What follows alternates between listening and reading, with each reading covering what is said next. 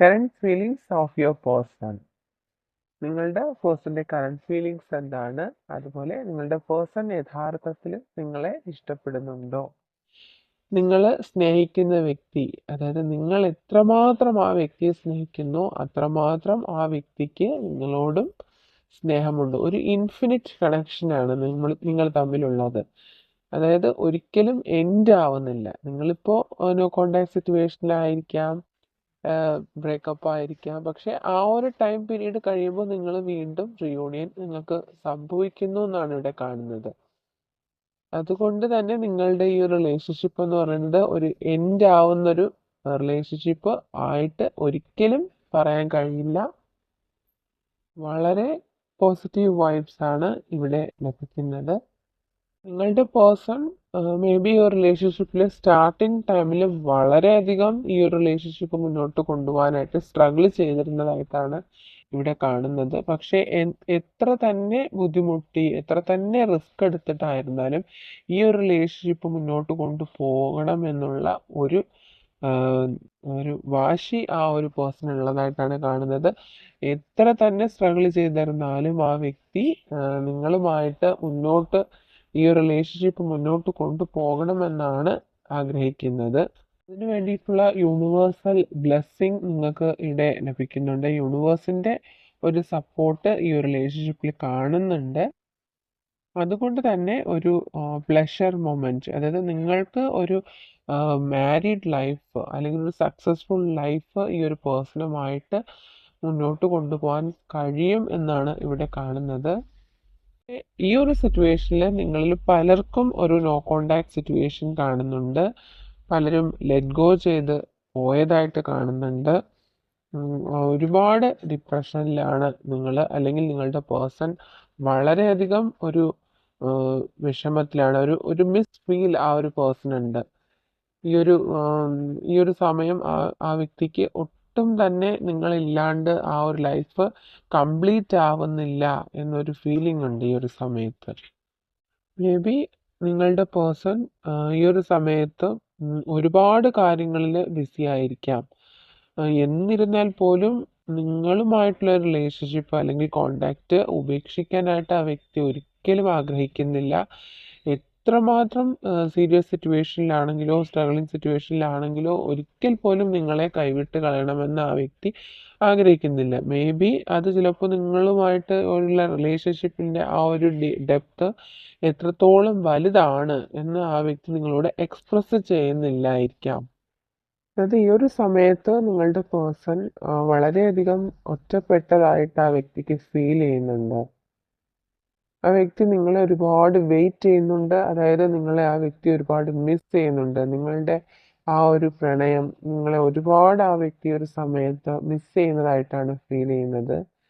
വളരെ ജെന്യുവിൻ ആയിട്ടുള്ളൊരു പേഴ്സൺ ആയിട്ടാണ് കൂടുതൽ പേർക്കും ഇവിടെ കിട്ടുന്ന എനർജി. ഓക്കെ. അതുപോലെ തന്നെ നിങ്ങളുടെ പേഴ്സണ് വളരെയധികം ഒരു ടൈഡ് അപ്പ് സിറ്റുവേഷൻ ആ വ്യക്തിയുടെ ലൈഫിലുണ്ട്. മേ ബി കുറച്ച് പേർക്കെങ്കിലും ഒരു തേർഡ് പാർട്ടി സിറ്റുവേഷൻ ആയിരിക്കാം. അതുമല്ലെങ്കിൽ പേഴ്സണലി ആ വ്യക്തിക്ക് എന്തൊക്കെയോ ചില കാര്യങ്ങൾ ആ വ്യക്തിയുടെ ലൈഫിൽ സ്ട്രഗിൾ ചെയ്യിപ്പിക്കുന്നുണ്ട് ആ വ്യക്തിയെ. അത് പക്ഷേ ഈ ഒരു സമയത്ത് നിങ്ങളോട് എക്സ്പ്രസ് ചെയ്യാൻ കഴിയുന്നില്ല ആ ഒരു സിറ്റുവേഷൻ. അതിൽ ആ വ്യക്തി വളരെയധികം സങ്കടപ്പെടുന്നതായിട്ടാണ് ഇവിടെ കാണുന്നത്.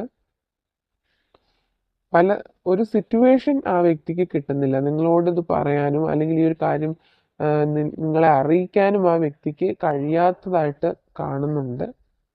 ഷുവറായിട്ടും നമുക്കിവിടെ പറയാം, നിങ്ങളുടെ പേഴ്സൺ നിങ്ങളെ യഥാർത്ഥത്തിൽ വളരെയധികം സ്നേഹിക്കുന്നുണ്ട്. അവർക്ക് നിങ്ങളുമായിട്ടുള്ള റീയൂണിയൻ അവർ വളരെയധികം ആഗ്രഹിക്കുന്നുണ്ട്.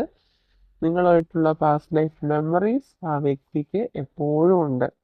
മേ ബി ഇതൊരു നോ കോണ്ടാക്ട് സിറ്റുവേഷൻ ആണ് എങ്കിൽ പോലും ഈ ഒരു സമയത്ത് ആ വ്യക്തി നിങ്ങളുമായിട്ടുള്ള റീയൂണിയൻ ആണ് ആഗ്രഹിക്കുന്നത്.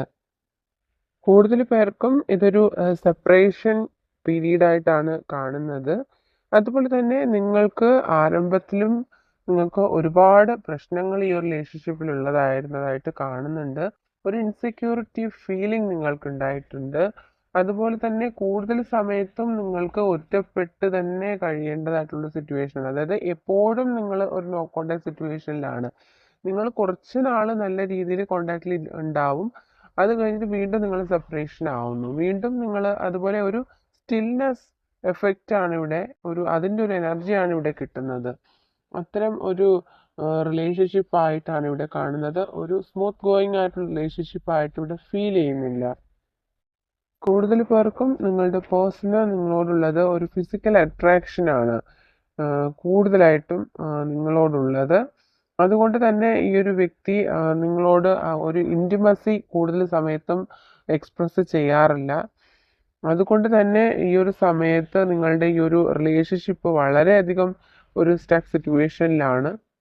എന്നാൽ ചില ആൾക്കാർക്ക് അവർക്ക് ഒന്നിൽ കൂടുതൽ റിലേഷൻഷിപ്പുകൾ ഉള്ളതായിട്ടും ഇവിടെ കാണുന്നുണ്ട്. അല്ലെങ്കിൽ ഒരു മാരീഡ് ആയിട്ടുള്ള ഒരു പേഴ്സൺ ആയിട്ടും ഇവിടെ കാണുന്നുണ്ട്. അവർക്ക് വേറെ റിലേഷൻഷിപ്പോ അല്ലെങ്കിൽ വേറൊരു ലൈഫോ ഉള്ള ഒരു വ്യക്തിയായിട്ടും കാണുന്നുണ്ട്. മേ ബി പല സമയത്തും നിങ്ങൾക്ക് ഇൻഡ്യൂഷണലി തോന്നിയിട്ടുണ്ടാവാം ഈ വ്യക്തി ഒരുപാട് കാര്യങ്ങൾ നിങ്ങളിൽ നിന്ന് മറച്ചു വെക്കുന്നുണ്ട്. പല രഹസ്യങ്ങളും ഈ വ്യക്തിക്ക് ഉള്ളതായിട്ട് നിങ്ങൾക്ക് ഒരുപാട് തവണ നിങ്ങൾക്ക് ഇൻഡ്യൂഷണലി തോന്നിയിട്ടുണ്ടാവാം. അതുപോലെ തന്നെ ഉള്ള ഒരുപാട് വിശ്വാസ വഞ്ചന പോലുള്ള കാര്യങ്ങൾ ഈ വ്യക്തി നിങ്ങളോട് ചെയ്തിട്ടുണ്ടാവാം. ചില കാര്യങ്ങൾ നിങ്ങളോട് ചില വാഗ്ദാനങ്ങൾ തന്നിട്ട് അത് പാലിക്കാതെ ഇരുന്നിട്ടുണ്ടാവാം. ചിലപ്പോൾ ആ വ്യക്തിക്ക് ആ ഒരു കാര്യത്തിനെ പറ്റി ഓർമ്മ പോലും ഇല്ലാത്തൊരു സിറ്റുവേഷൻ ഉണ്ടായിട്ടുണ്ടാവാം. അതുകൊണ്ടാവാം നിങ്ങൾ ഈ ഒരു സെപ്പറേഷൻ ചിലപ്പോൾ ഉണ്ടായിട്ടുള്ളതും ഈ ഒരു സ്റ്റക്ക് സിറ്റുവേഷൻ നിങ്ങളുടെ ലൈഫിൽ അല്ലെങ്കിൽ ഈ റിലേഷൻഷിപ്പിൽ ഉണ്ടായതും എന്ന് ഇവിടെ ഫീൽ ചെയ്യുന്നുണ്ട്. ഈ ഒരു സമയത്ത് ഒരുപാട് വൂണ്ടഡ് ആയിട്ട് കാണുന്നുണ്ട്. ഈ ഒരു റിലേഷൻഷിപ്പിൽ നിന്ന് നിങ്ങൾക്ക് ഒരുപാട് പെയിൻ നിങ്ങൾക്ക് ലഭിച്ചിട്ടുണ്ട്. അതുകൊണ്ട് തന്നെ പല സമയത്തും നിങ്ങൾ റിലേഷൻഷിപ്പ് ലെറ്റ് ഗോ ചെയ്യണമെന്ന് തീരുമാനിച്ചിട്ടുണ്ടാവാം. പക്ഷെ നിങ്ങളുടെ മനസ്സിൻ്റെ ഒരു ഫീലിംഗ് അല്ലെങ്കിൽ ഈ ഒരു വ്യക്തി നിങ്ങളുടെ ലൈഫിൽ ഒരുപാട് ചേഞ്ചസ് ഉണ്ടാക്കിയിട്ട് ആയിരിക്കാം. ആ ഒരു കാരണം കൊണ്ട് മാത്രം ഈ വ്യക്തി നിങ്ങളുടെ ലൈഫിൽ വീണ്ടും വരണമെന്ന് നിങ്ങൾ ഒരുപാട് ആഗ്രഹിക്കുന്നത് കൊണ്ടാവാം ഈ ഒരു റിലേഷൻഷിപ്പിൽ എത്രത്തോളം പെയിൻ നിങ്ങൾ അനുഭവിച്ചിട്ടും വീണ്ടും ഈ ഒരു റിലേഷൻഷിപ്പിലേക്ക് വരണമെന്ന് നിങ്ങൾ ആഗ്രഹിക്കുന്നുണ്ട്. കൂടുതൽ പേർക്കും നിങ്ങളുടെ പേഴ്സണ് ഈ ഒരു റിലേഷൻഷിപ്പിൽ ഒരു ഡെപ്ത് ഉള്ളതായിട്ട് ഫീൽ ചെയ്യുന്നില്ല. നിങ്ങളെ കാണുന്ന സമയത്ത് നിങ്ങളോട് ചിലപ്പോൾ സ്നേഹം എക്സ്പ്രസ് ചെയ്യുന്നുണ്ടാവാം. പക്ഷെ അത് പുറമേ ഉള്ളൊരു സ്നേഹമായിട്ടാണ് ഇവിടെ ഫീൽ ചെയ്യുന്നത്. അത് ഇന്റേണലി ഉള്ള ഒരു സ്നേഹമാണ് എന്ന് 100% ഇവിടെ പറയാൻ കഴിയുന്നില്ല. നിങ്ങൾക്ക് ഈ ഒരു സിറ്റുവേഷൻ നിങ്ങൾക്ക് മാച്ച് ആവുന്നുണ്ടെങ്കിൽ മാത്രം നിങ്ങൾ പോസിറ്റീവായിട്ട് എടുത്താൽ മതി. ഇവിടെ കാർഡ്സിലൂടെ വന്ന കാര്യമാണ് ഞാൻ പറയുന്നത്. ഓക്കെ, നിങ്ങൾക്ക് അക്സെപ്റ്റ് ചെയ്യാൻ കഴിയുന്നെങ്കിൽ മാത്രം അക്സെപ്റ്റ് ചെയ്യുക.